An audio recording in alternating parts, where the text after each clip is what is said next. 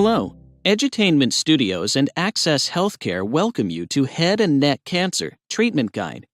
This module is part 3 of a 6-part series on head and neck cancer. Head and neck cancer is an umbrella term that refers to cancer that begins in the head or neck region of the body.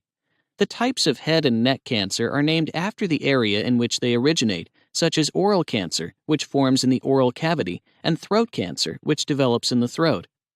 Because most head and neck cancers form in the surface layer of the tissue where the cells are flat and squamous, most head and neck cancers are squamous cell carcinomas. Head and neck cancers account for about 3% of all cancers in the United States. The majority of head and neck cancer patients are over the age of 50. Men are 2 to 3 times more likely to develop the disease than women. In this course, the objective is to help you know how to go about treating head and neck cancer. Before you begin your treatment, you will probably need to meet with a team of specialists. In addition to healthcare providers like nurses, pharmacists, physical therapists, and counselors, your care team can include medical oncologists, which are doctors that treat cancer with medicine, radiation oncologists, which are doctors that treat cancer with radiation, surgical oncologists, which are doctors that treat cancer with surgery.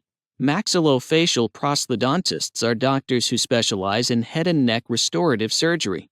Otolaryngologists are ear, nose, and throat doctors.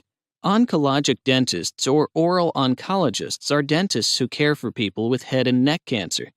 Speech pathologists are specialists who can help treat speech and swallowing difficulties caused by your cancer. Audiologists are specialists who can help treat hearing changes caused by your cancer. The type of treatment you receive depends on many things, including the kind of cancer you have, your cancer stage, possible side effects, and your overall health. Main treatment options include chemotherapy, surgery, immunotherapy, targeted therapy, and radiation therapy. Chemotherapy treatment uses one or a combination of medicines to kill cancer cells or stop them from dividing, but it can also harm your body's healthy cells. If you have head and neck cancer, you will usually get chemotherapy in pills or injections. This type of chemo is called systemic therapy because it travels to all parts of your body. It is common to get chemo in cycles of a few weeks with a break in between so your body has time to recover. Surgery is one of the most common treatments for head and neck cancer, either alone or with another treatment like radiation or chemotherapy. The type of surgery you will need depends on your cancer stage. Laser technology can be used if you have an early-stage cancer, especially in your larynx. Excision is a type of surgery that removes your cancer and the healthy tissue around it. If your cancer has spread, you could need surgery to remove the lymph nodes in your neck. If large sections of your face, jaw, or tongue must be removed to get rid of your cancer, plastic surgery can help to repair your appearance and improve how well that part of your body works.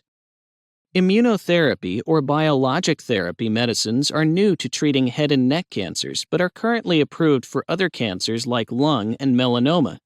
Immunotherapy uses medicines to help your body's immune system better find and destroy cancer cells. They are called checkpoint inhibitors or anti-PD-1 medicines, and they work in 2 different ways. The first way it works is by blocking the PD-1 receptor or protein on cancerous cells.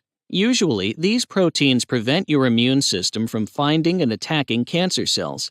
Anti-PD-1 medicines keep the protein from working so your immune system can recognize and attack the cancer cells. Secondly, by engaging the PD-1 proteins on your immune system fighter cells, called T cells, the PD-1 proteins help your immune system find and attack cancer cells. Anti-PD-1 medicines turn off the bad proteins on your cancer cells and turn on the good proteins on your T cells to help destroy cancer. You get this treatment through an IV infusion every 3 weeks. Targeted therapy works directly on your cancer's genes or proteins to stop it from growing. Targeted therapies block the cancer from spreading and do not harm healthy cells as badly as chemo or radiation. They are usually recommended for advanced oropharyngeal cancer. The targeted therapy that is currently approved to treat oropharyngeal cancer is a monoclonal antibody. This is a protein that targets EGFR, or epidermal growth factor receptors, a protein that helps cells grow and divide. When monoclonal antibodies block EGFR, this prevents or slows cancer cell growth. You receive this type of treatment through an injection, normally once a week. Radiation therapy treatment uses high-energy X-rays to kill cancer cells. There are a few different kinds of radiation you could receive. External radiation is when your doctor uses a machine to aim rays at the cancer from outside your body. This is the most common kind of radiation therapy. Intensity modulated radiation therapy, or IMRT, is a type of external radiation that is useful in treating head and neck cancer. Because it is able to target tumors more accurately, it causes less damage to your body and has fewer side effects. Internal radiation, or brachytherapy, is a type of treatment where radiation-containing pellets are placed inside your body, on or near the tumor. Like IMRT, it also causes less damage to your body's healthy cells. How much do you know about palliative care? If you have just been diagnosed with an advanced or invasive bladder cancer, palliative care could be part of your treatment plan. The goal of this kind of treatment is not to cure your cancer. The goal is to treat the symptoms and side effects of your cancer, and treatment. These include mental, social, and spiritual help. Like hospice, palliative care focuses on patient comfort and support. But palliative care is given much earlier in your diagnosis and is given alongside cancer-fighting treatment. Hospice care happens toward the end of life, when cancer treatments are no longer controlling the disease. Palliative care is a broad treatment that addresses physical symptoms like pain, fatigue, and nausea, emotional symptoms like depression, anxiety, and fear, practical concerns like insurance questions, employment issues, and financial worries, spiritual concerns like questioning your faith, trying to understand why this is happening to you, exploring religion, and trying to find a sense of peace or acceptance. You can receive palliative care at different places like a hospital, cancer center, your home, or a specialized facility. You will often receive care from a team of specialists. If you have questions about how to include palliative care as part of your cancer treatment, talk to your doctor. Once you begin treatment, you might have to repeat some of the same tests you took to diagnose your cancer. This will help your doctor find out if your treatment is working. The result of these tests may show that you need to try a few different treatments or combinations to find the right one for you. If you do not get the results you are hoping for right away, do not give up. Work with your doctor to understand your options.